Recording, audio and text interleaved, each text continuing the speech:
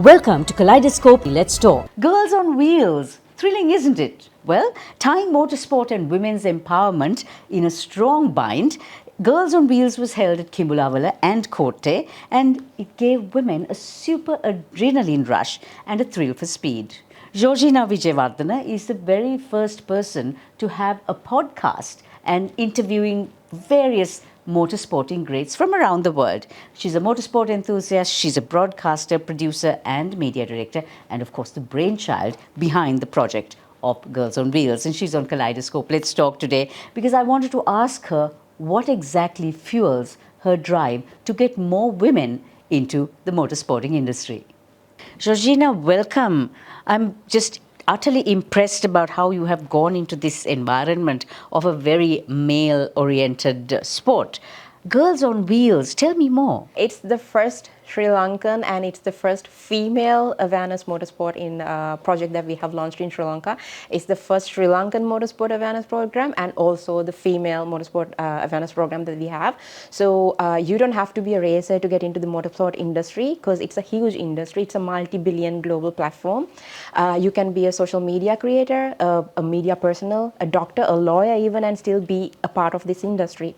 And people lack awareness when it comes to Sri Lanka, and that's what we are trying to get into so that women can have any of the opportunities and consider this as one of the options when it comes to career paths. So in the context of women's participation in motorsports, what would you say is Sri Lanka's current perception? What I've seen is we need to open this industry and the sport more so that people actually get to know that such a thing exists. Because when it comes to motorsports in Sri Lanka, generally what people think is, oh, it's only for the wealthy people, we can just go and check it out, but we can't be a part of it. No, actually you can. So we need to change that part first to get all these people into this industry.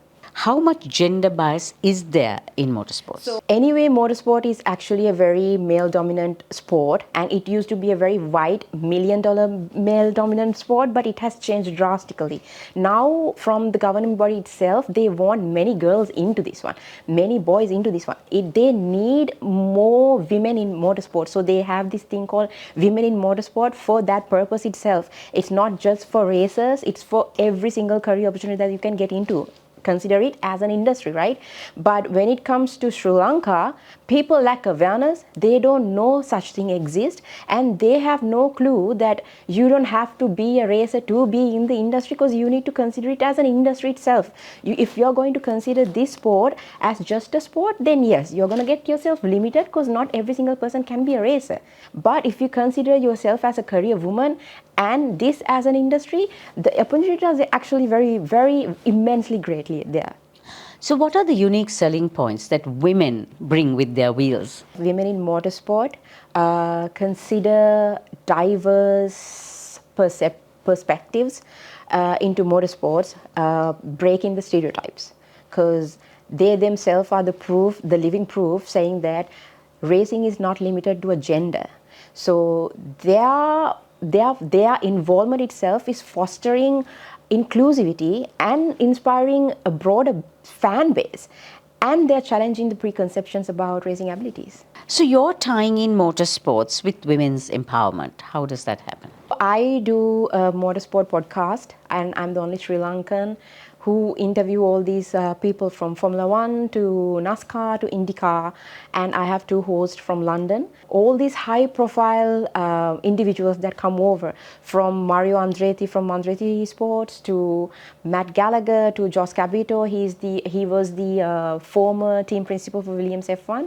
All these people, majority of the people, they have two common questions.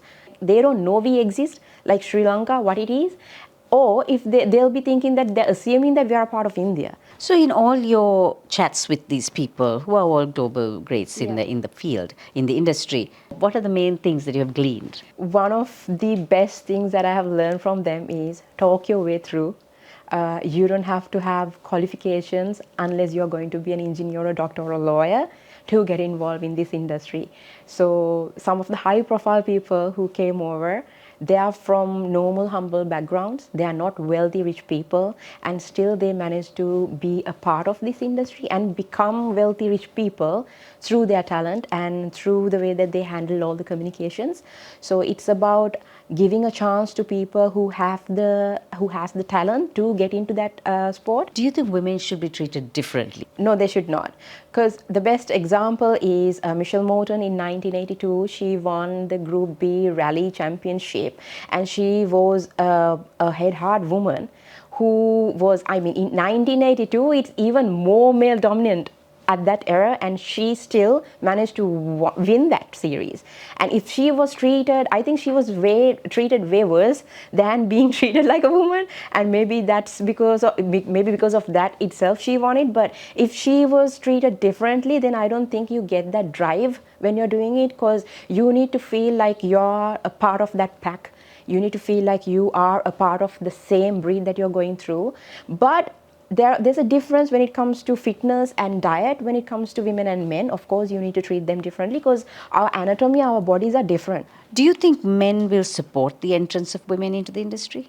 Yes, there are many who are supporting it, and I mean, for an example, Lewis Hamilton himself is promoting women in motorsports. FIA is promoting women in motorsports, but when it comes to Sri Lanka, we have a long way to go, because I think there are so many male egotistical people who are dealing with their own insecurities, challenging and taking women as a challenge. Well, it's very unfortunate for them, because I don't think there's going to be an end for that, because women, they're having their part, they're rising up. I mean, you are a woman, I'm a woman, and we are very good at what we do. Maybe even better than men. I mean, we have launched many things in this country. So it's only top for the women, and of course, we will be there to open up the paths for these girls. There are some myths about women and motorsports. How do you think we should dispel them, and what are they? First, the thing that they say motorsport is dangerous. No, it's not. The safety measures has been increased immensely and greatly. So you don't have to be worrying about that much about the dangers, because even if you play cricket, it's dangerous. I mean, there are many cricketers who have died by the ball, but you don't consider that as a dangerous sport. But when it comes to motorsports also, the safety measures has increased immensely. The best example is the halo that they have in an F1 car, which has proved numerous times by saving drivers during simple accidents and major accidents as well. So there's that. And the second one is only wealthy people can be participating in this. No, it's not. There are so many various of entry levels existence. So anybody can be a part of this.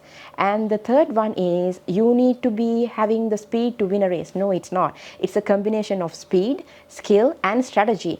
So what really interested you in motorsport? My family, everyone is a petrol head, starting from my granddad to my mom to my dad to my brother. Maybe not my mom a lot, but she's getting into it because of us. So I had that influence all the time in my life. But until now, I actually never realized that this is the path that I wanted to do. Jorgina, what needs to change in Sri Lanka for women to have more access to motorsports and to get into the industry? Consider it as an industry, as a career path. Just like we are promoting other sports, you need to add this into a curriculum as well. We think, architecture or civil engineering or mechanical engineering is the thing. But no, there are so many others varieties like thermal engineers, the liquid engineers. We have never heard of such things, but there are. So it's immense. The opportunities are immense, but we need to start from our school, because that's where we start to learn things. We learn our opportunities and stuff. So we need to include that into a curriculum, at least to show them that there's such thing exists. What's next for Girls on Wheels and also for you? So for Girls on Wheels and JW Networks, for both of that, there are many projects coming up, and we are going to take these around the country, not limiting it to Colombo, and out of the country as well. And for me also, there's only upwards from here. More power to you to drive what you want to do. Let's drive the change. Kaleidoscope is on YouTube, Facebook, Instagram and LinkedIn. And if you like our show, don't forget to subscribe and follow for weekly updates.